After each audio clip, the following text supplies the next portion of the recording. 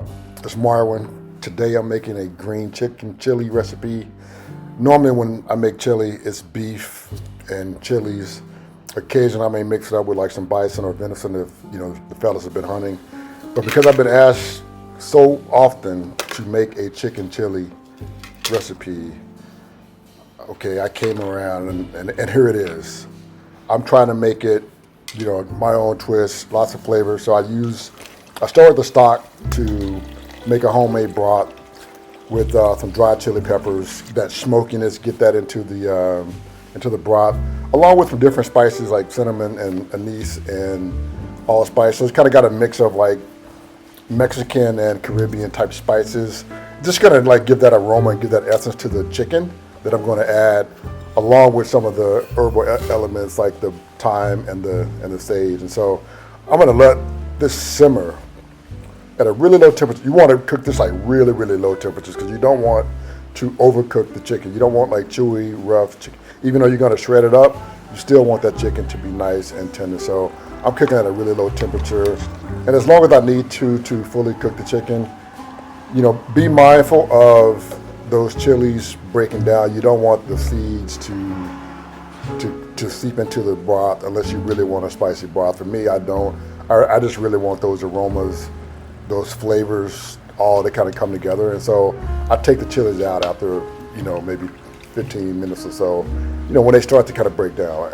I just really don't want those peppers in there. So once I got my chicken ready, let it cool a little bit, then you can start to shred it. Just 2 forks, nothing crazy, just really simple. Try to shred up as, whatever texture you're going for.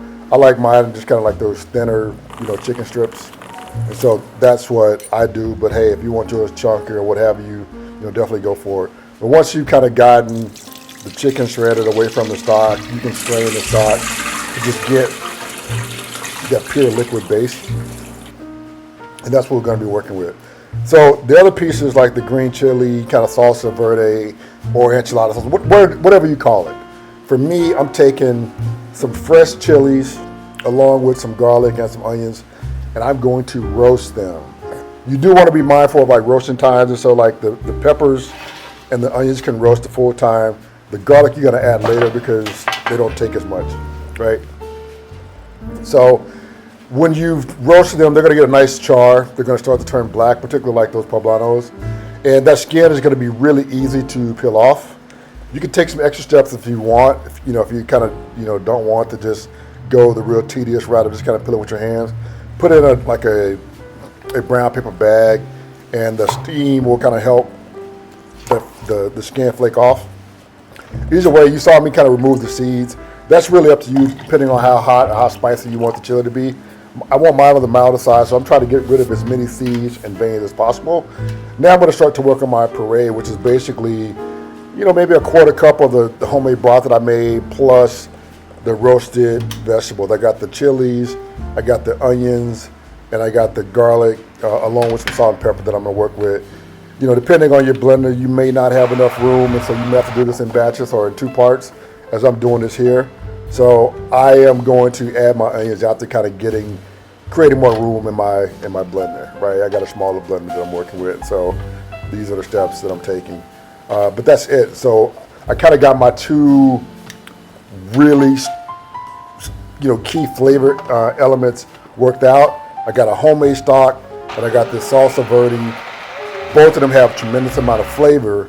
Now it's time to kind of bring them together in a slow cook so those flavors can kind of meld together. So I'm adding that stock to that pureed chili mix, and then I'll add my chicken. That chicken's got a lot of flavor in it too because it absorbs some of those aromatics that when we're making the broth. I got kind of like a saison kind of homemade mix, which is basically paprika, cumin, salt, pepper, dried oregano, and some coriander in there. The paprika is not a typical spice mix in a saison. It's really atcha spice, but that's kind of what I'm working with here. Got a little bit of smokiness on the paprika. So you see me taking some of the liquid out, right? This is going to, I'm working on the texture now, so I want to make this thicker.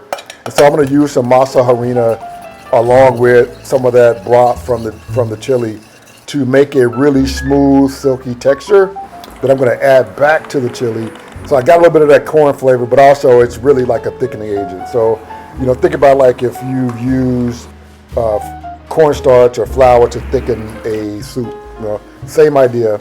And then to kind of like brighten things up and lighten things up, add a little bit of acidity, and also just something to kind of break through everything that's going on in the pot. I add some fresh lime juice to the end on that cooking time. But you know, after letting the chili, stew and simmer at a low cook for about an hour or so, I just added that lime juice in to finish things off. And that's your green chicken chili. Now, how you garnish it or how you top it off, that's totally up to you. I like a little bit of cheese, a little saltiness in that cheese, plus some pickled vegetables. For me to date, I got some pickled red onions and I have some pickled cactus. I'm a big fan of cactus. It's like, it's high on the fiber, so be careful. You don't want to go too much. And, you might be in the bathroom. That's all I'm saying about that. But, hey, this is really good to go. Added some fresh cilantro. If you like the dish, or if you try the dish and you like it, leave a comment or a thumbs up. More importantly, don't forget to hit that red subscribe button and get new recipe posts updated right to your inbox each week as I make those new posts. That's it. Thanks for vibing with me. Until next week, I'll see you then. Peace out. Word.